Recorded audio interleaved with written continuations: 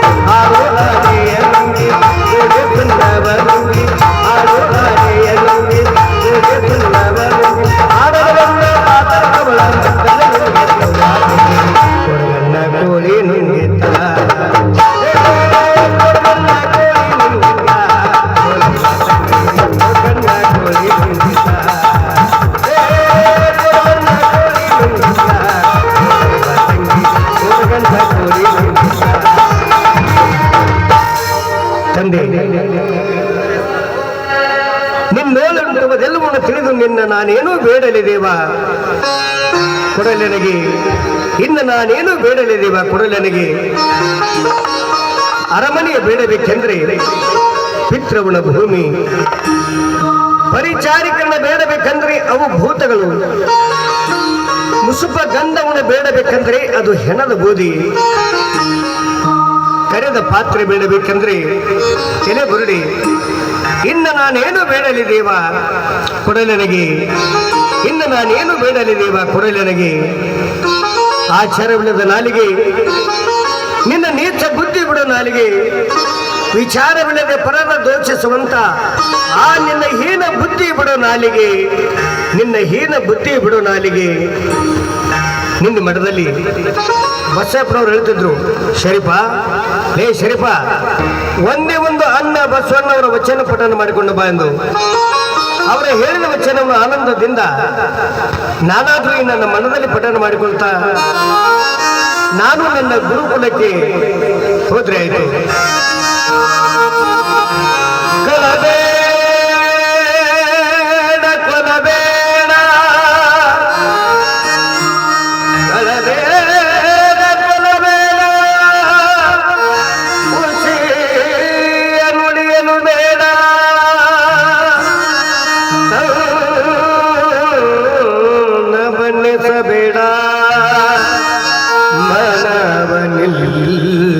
ಬೇಡ ಅನ್ಯರಿಗೆ ಅಸಹ್ಯ ಪಡಬೇಡ ಇದು ಅಂತರಂಗ ಸುದ್ದಿ ಇದು ಬಹಿರಂಗ ಸುದ್ದಿ ಇದು ನಮ್ಮ ಮೂಡಲ ಸಂಗಮ ದೇವನ ಒಲಿಸುವ ಪರಿಯ ಬೇರೆ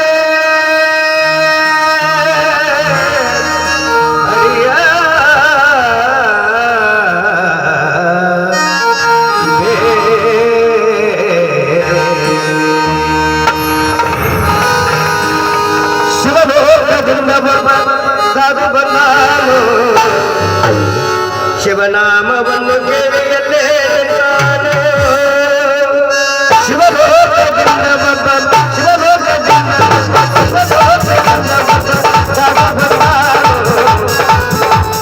ಶಿವನಾಮವನ್ನು ಕೇಳಿಯಲ್ಲೇ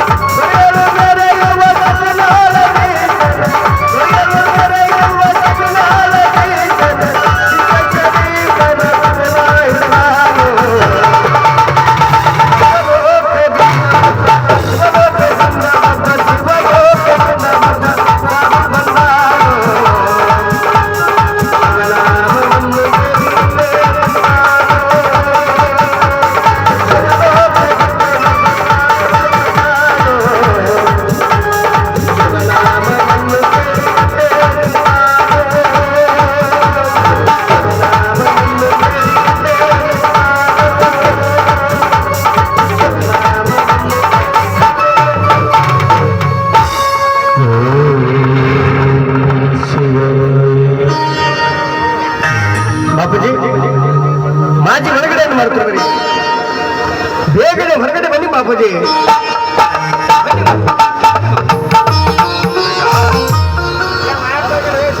ಬನ್ನಿ ಬಾಪೂಜಿ. ನಿನ್ನೆ ರಾತ್ರಿ ನಾನು ಕನಸಲ್ಲಿ ಒಬ್ಬ ಸಾಧು ಮಹಾರಾಜರು ಬಂದು, ಹೇ ಶರೀಫಾ ಬಾರೋ ಬಾರೋ ಎಂದು ಕರಿತಿದ್ರು ಅಂತ ಹೇಳ್ತಿದ್ನಲ್ಲ. ಈಗ ಅದೇ ಸಾಧು ಮಹಾರಾಜರು ಇಲ್ಲಿಗೆ ಬಂದಿದ್ದಾರೆ ಬಾಪೂಜಿ.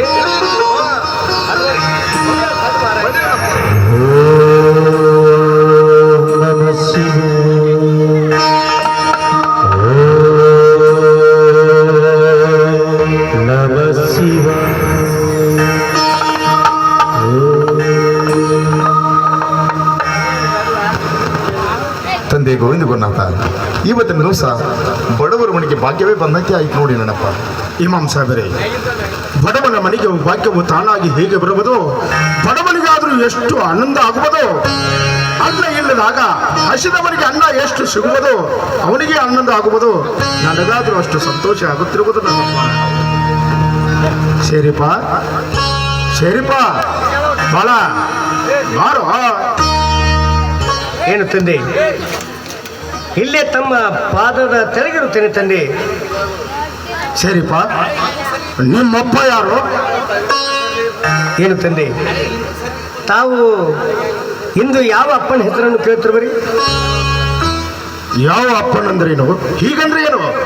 ತಂದೆ, ಒಂದು ಜೀವ 100 ಸಲ ಹುಟ್ಟುತ್ತದೆ, 100 ಸಲ ಸಾಯುತ್ತದೆ. ನಾನು ಹಿಂದೆ 100 ಸಲ ಹುಟ್ಟಿದ್ದೇನೆ, 100 ಸಲ ಸತ್ತಿದ್ದೇನೆ. ನಾನು ಹುಟ್ಟಿದಾಗಲೆಲ್ಲ ಒಬ್ಬ ಅಪ್ಪ ಇದ್ದೇ ಇರುತ್ತಿದ್ದನು. ಇಂಥ 100 ಅಪ್ಪಗಳ ಸಾಲಿನಲ್ಲಿ ಇಂದು ತಾವು ಯಾವ ಅಪ್ಪನ ಹೆಸರನ್ನು ಕೇಳುತ್ತಿರಬೇಕು ತಂದೆ? ಹೇಳಿ ತಂದೆ, ತಾವು ಕೇಳುವುದು ಹಡದಪ್ಪನಲ್ಲ ಪಡದಪ್ಪನ ತಂದೆ. ಸರಿಪ್ಪ, ಹಡದಪ್ಪ ಪಡದಪ್ಪ ಅಂತ ಹೇಳ್ತಾ ಇದೆಯಲ್ಲ, ಹೀಗಂದ್ರೆ ಏನು ತಂದೆ? ಮೃತದಲ್ಲಿ ಜೀವಕ್ಕೆ ಮೈ ನೀರವನೇ ಹಡದಪ್ಪ. ಒಂದು ಜೀವಕ್ಕೆ ಶಿವ ಸಂಸ್ಕಾರವನ್ನು ಕೊಟ್ಟು ಒಂದು ವ್ಯಕ್ತಿಯ ಮಹಾ ಪ್ರಚಂಡ ಶಕ್ತನಾಗಿ ಮಾಡುವ ಮಹಾದೇವನೇ ಒಬ್ಬ ಪಡದಪ್ಪ. ಒಬ್ಬ ಹುಟ್ಟನ್ನು ಕೊಡುತ್ತಾನೆ, ಮುಗದೊಬ್ಬ ಹುಟ್ಟನ್ನು ಕಳೆಯುತ್ತಾನೆ. ಕೇಳಿ ತಂದೆ, ಇಂದು ತಾವು ಕೇಳುವುದು ಹಡದಪ್ಪನೂ ಇಲ್ಲ ಪಡದಪ್ಪನೆಂಬುದು ಸ್ಪಷ್ಟವಾದರೆ ನಾನಾದರೂ ಸ್ಮರಿಸಿಕೊಂಡು ಇಂಥ ಜನ್ಮದಲ್ಲಿ ಇಂಥವನೇ ನನಗೆ ಅಪ್ಪ ಆಗಿದ್ದೇನೆಂದು ಹೇಳುತ್ತೇನೆ ತಂದೆ. ಹೇಳಿ ತಂದೆ, ತಾವು ಕೇಳುವುದು ಹಡದಪ್ಪನೂ ಇಲ್ಲ ಪಡದಪ್ಪನೂ ತಂದೆ. ಕೇಳಿ ತಂದೆ. ಸರಿಪ್ಪ, ಹಡದಪ್ಪ ಪಡದಪ್ಪ ಅಂತ ಹೇಳ್ತಾ ಇದೆಯಲ್ಲ, ಹೀಗಂದ್ರೆ ಏನು ತಂದೆ? ನಾನು ಬಹಳ ಪುಣ್ಯವಂತ. ನನ್ನ ಹಲವಾರು ಜನ್ಮದ ಪುಣ್ಯವು ಹಣ್ಣಾಗಿ ನಡೆದು ಬಂದಂತೆ ಇಂದು ನನ್ನ ಪಡದಪ್ಪನನ್ನು ಹುಡುಕುತ್ತಾ ಇಲ್ಲಿಗೆ ಬಂದಿದ್ದಾನೆ ತಂದೆ, ಇಲ್ಲಿಗೆ ಬಂದಿದ್ದಾನೆ. ಬೇಟಾ, ಗೋವಿಂದ ಗುರುಗಳು ಕೇಳಾಕತ್ಯಾರ, ಅದ್ಯಾರು ನೀನು ಪಡೆದಪ್ಪ ಅಂತ ಗುರುಗಳಿಗೆ ಹೇಳಿಬಿಡ್ಬೋಳ. ತಂದೆ, ಈ ಗೋವಿಂದ ಗುರುನಾಥನೇ ನಾನು ಪಡದಪ್ಪ. ಈ ಮಹಾದೇವನೇ ನನ್ನ ಪಡದಪ್ಪನೆಂದು ಈ ನನ್ನ ಅಂತಃಕರಣ ಕೂಗಿ ಕೂಗಿ ಹೇಳುತ್ತದೆ. ಈ ಮಹಾದೇವನೇ ನನ್ನ ಪಡದಪ್ಪ.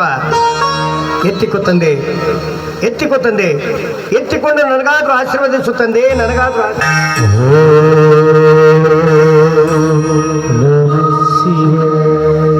ಹೇಳು ಶರೀಫ, ನೀನೊಂದು ಶಕ್ತಿ ವಸ್ತು ಇರುವೆ, ಮುತ್ತ ಆತ್ಮನಾದ ದೇಹ ತೊಟ್ಟು ಜರೆಗಿಳಿದು ಬಂದಿರುವೆ.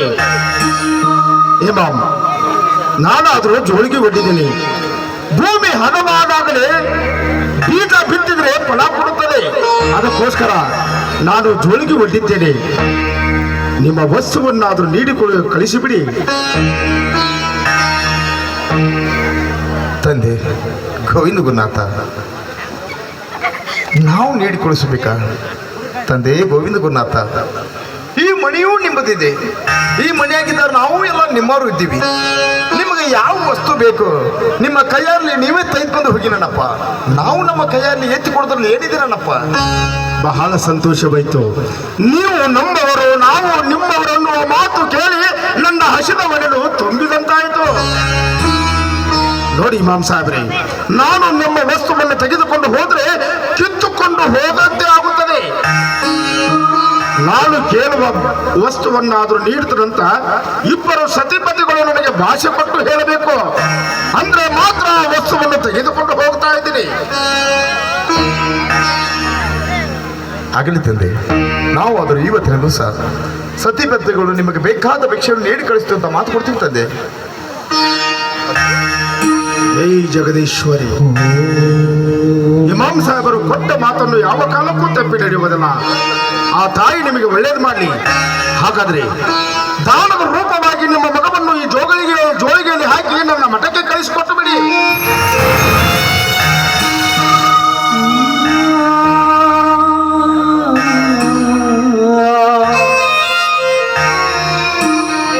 ತಂದೆ ಗೋವಿಂದ ಗುರುನಾಥ, ಇವತ್ತು ಈ ಮನೆಯಲ್ಲಿ ಭಿಕ್ಷೆ ಕೇಳಿವರೆಗೂ ಈ ನನ್ನ ಮಗನ. ಹೌದು ಇಮಾಮ್ ಸಾಹೇಬ್ರಿ. ತಂದೆ ಗೋವಿಂದ ಗುರುನಾಥ, ಈ ನನ್ನ ಮಗನು ನಿಮ್ಮ ಸಂಗಡ ಕಳಿಸ್ಕೊಡ್ಬೇಕಾ? ಹೌದು ಇಮಾಮ್ ಸಾಹೇಬ್ರಿ. ತಂದೆ, ಇಲ್ಲ ನೋಡಪ್ಪ, ಇವತ್ತಿನ ದಿವಸ ಈ ನನ್ನ ಮಗನ ನಿಮ್ಮ ಸಂಗಡ ಕಳಿಸಿಕೊಡುದಿಲ್ಲ ತಂದೆ. ನೀವು ಬೇಡಿದ್ರೆ ನಾವು ಸತಿಪತಿಗಳು ನಮ್ಮ ಪ್ರಾಣ ಬೇಕಾದ್ರೂ ಕೊಡ್ತೀವಿ ತಂದೆ. ಈ ನನ್ನ ಮಗನ ನಿಮ್ಮ ಸಂಗಡ ಕಳಿಸಿಕೊಂಡಾರ ತಂದೆ. ನಿಮ್ಮ ಕಾಲು ಹಿಡಿದು ಬೇಡುತ್ತೀವಿ ತಂದೆ. ಇರಲಿ ನನ್ನ ಮಗ ನನ್ನ ಮನೆಯಲ್ಲಿ ಇರಲಿ ತಂದೆ.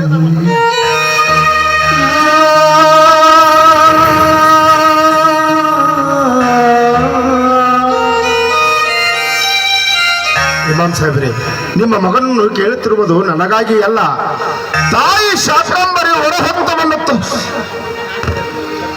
ತಪಸ್ಸನ್ನು ಹೊತ್ತು ಮೆರೆಯುವಂತ ಒಬ್ಬ ಸತಶಿಷ್ಯ ನನಗೆ ಬೇಕಾಗಿದ್ದಾನೆ. ನಿಮ್ಮ ಮಗನನ್ನು ಕೇಳಿದ ಕೂಡಲೇ ಬರಸೆರೆದು ಬರದಂತೆ ಹಾಗೇಕೆ ನಿಂತು ಬಿಟ್ರಿ? ಹೊತ್ತ ಮಾತಿನಂತೆ ನಿಮ್ಮ ಮಗನನ್ನಾದರೂ ನನ್ನ ಸಂಗಡ ಕಳಿಸಿಕೊಟ್ಟು ಬಿಡಿ. ತಂದೆ, ನೀವೇ ಕೊಟ್ಟು ಮತ್ತೆ ನೀವೇ ಕಿತ್ಕೊಂಡು ಹೋಗ್ತಿರಲ್ಲ. ಇಲ್ಲ ತಂದೆ, ಇಲ್ಲ, ನಾನು ನನ್ನ ಮಗನ ಕಳ್ಸೋದಿಲ್ಲ. ಬೇಕಾದ್ರೆ ನನ್ನ ಪ್ರಾಣ ತೆಗೆದುಕೊಳ್ಳಿ, ನನ್ನ ಮಗನ ಕಳ್ಸೋದಿಲ್ಲ. ನೋಡಂಬ ತಾಯಿ, ಪ್ರಾಣವನ್ನು ತೆಗೆಯಲು ನಾನು ಯಮದೂತನಾಗಿ ನಿಮ್ಮ ಮನೆಗೆ ಬಂದಿಲ್ಲ, ಶಿವದೂತನಾಗಿ ನಿಮ್ಮ ಮನೆಗೆ ಬಂದಿದ್ದೇನೆ. ಕೊಟ್ಟ ಮಾತಿನಂತೆ ನಿಮ್ಮ ಮಗನನ್ನಾದರೂ ನನ್ನ ಸಂಗಡ ಕಳಿಸಿಕೊಟ್ಟು ಬಿಡಿ. ತಂದೆ ಗೋವಿಂದ ಗುರುನಾಥ, ಓಣಿಯಲ್ಲಿ ನೂರಾರು ಮಕ್ಕಳಿದ್ದಾವೆ. ಅವು ಎಲ್ಲ ಮಕ್ಕಳು ಬಿಟ್ಟು ನನ್ನ ಮಗುವೇ ಬೇಕಿಲ್ಲ ತಂದೆ. ಇಲ್ಲ ತಂದೆ, ನಾನಾದ್ರೂ ನನ್ನ ಮಗನನ್ನು ಗಳಿಸಿಕೊಂಡಾರೆ. ನೋಡಿ ಇಮಾಮ್ ಸಾಹೇಬ್ರಿ, ಓಣಿಯಲ್ಲಿ ನೂರಾರು ಹುಡುಗರನ್ನು ಪರೀಕ್ಷೆ ಮಾಡಿದರೂ ಕೂಡ ನನ್ನ ಶಿಷ್ಯನಾಗುವ ಯೋಗತಿ ಆ ಹುಡುಗರನ್ನೆಲ್ಲ. ಶಿಷ್ಯನಾಗುವ ಯೋಗತಿ ನಿನ್ನ ಮಗನ ಹತ್ತಿರ ಐತಂತ ನಾನು ನಿನ್ನ ಹತ್ತಿರ ಬಂದಿದ್ದೇನೆ. ಒಟ್ಟ ಮಾತಿನಂತೆ ನಿಜವೆಂದ್ರೆ ನಿನ್ನ ಮಗನನ್ನು ಕಳಿಸಿಕೊಟ್ಟು ಬಿಡಿ. ಇಲ್ಲ ಅಂದ್ರೆ ಆ ತಾಯಿ ಶಾಕಂಬರಿ ನಿಮಗೆ ಒಳ್ಳೇದು ಮಾಡಲಿ. ಜೈ ಜಗದೀಶ್ವರಿ. ನಾನಾದರೂ ಬರ್ತೀನಿ ಮಾಂಸ.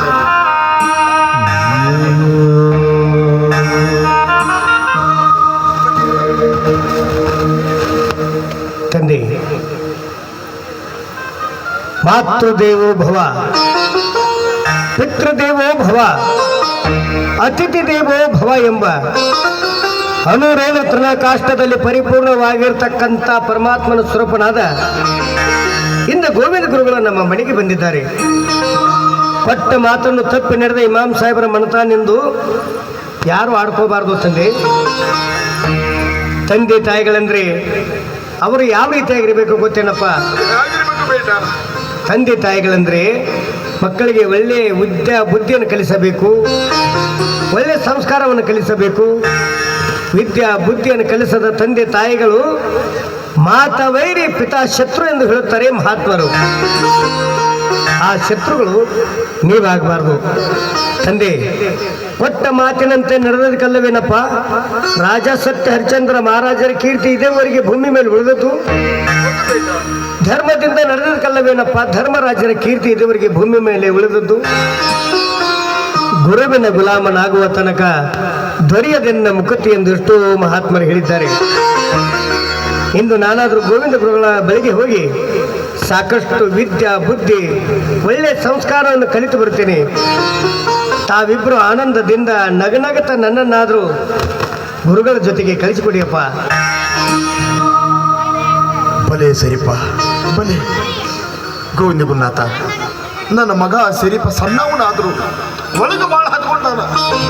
ನಿಮ್ಮಂತ ಸಮರ್ಥ ಗುರುವಿನ ಪಾದಕ್ಕೆ ಬಿದ್ರ ನನ್ನ ಮಗ ಒಬ್ಬ ಸಿದ್ಧಿ ವಸ್ತು ಆಗ್ತಾನೆ ನಂಬಿಕೆ ನನಗೆ ಇವಾಗ ಬಂದೈತೆ. ಕರಿಕೊಂಡು ಹೋಗಿದ್ದಂತೆ. ನೋಡಿ ಇಮಾಮ್ ಸಾಹೇಬ್ರೆ, ಬೆಳಕನ್ನೇ ಬಿತ್ತಬಹುದೇ, ಅನ್ಯವನ್ನು ಬಿತ್ತಲು ಸಾಧ್ಯವಿಲ್ಲ. ನೀನು ನಿಮ್ಮ ಮಗನನ್ನಾದರೂ ಕಳಿಸಿಕೊಡಬೇಕಾದ್ರೆ ಮಾಯಾ ಮೋಹದ ಕಣ್ಣಿರು ಜಾರಿ ಭೂಮಿಗೆ ಬೀಳಬಾರದು.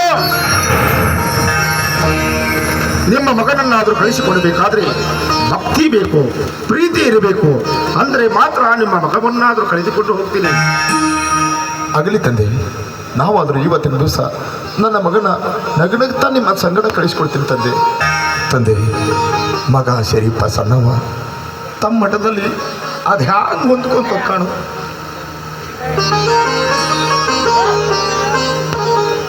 ನೋಡಿ ಶರೀಫ, ನೋಡಿ ಇಮಾಮ್ ಸಾಹೇಬ್ರಿ, ಈ ನಿಮ್ಮ ಮಗನನ್ನು ನನ್ನ ಮಠದಲ್ಲಿ ಇಟ್ಟುಕೊಂಡು ವಿದ್ಯಾ ಬುದ್ಧಿಯನ್ನಾದರೂ ಕೊಟ್ಟು ಬೆಳಕಿನ ದಾರಿಯನ್ನಾದರೂ ತೋರಿಸಿಕೊಡ್ತೀರಿ. ಶರೀಫ, ಮೊದಲನೇ ದೇವರೆಂದರು ತಂದೆ ತಾಯಿಗಳು, ಅವರ ಪಾದಕ್ಕಾದರೂ ನಮಸ್ಕಾರ ಮಾಡಬಾರ. ಜೈ ಜಗದೀಶ್ವರಿ.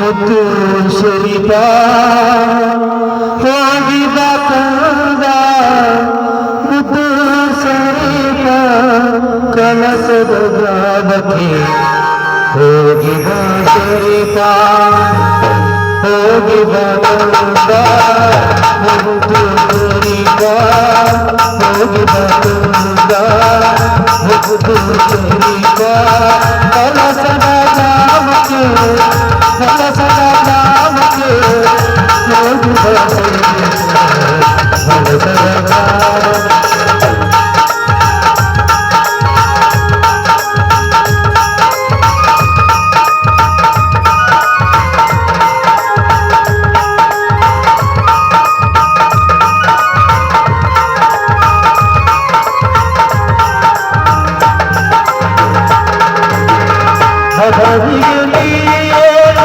ಗುರುಪಾದ ಸೇವೆ ಮಾಡು, ಅದವಿಗೆ ಗುರು ಸೇವೆ ಮಾಡು, ಅದವಿಗೆ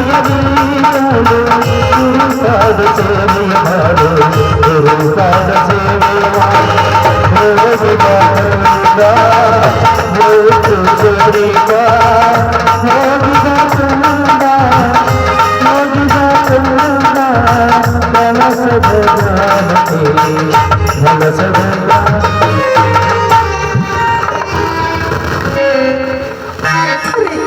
ಯಾಕ್ರಿ ಹೀಗೆ ಮಾಡಿದ್ರಿ? ಇರೋ ಒಬ್ಬ ಮಗನು ಅವ್ರ ಜೊತೆ ಕಳ್ಸಿಕೊಟ್ಬಿಟ್ರಲ್ಲ.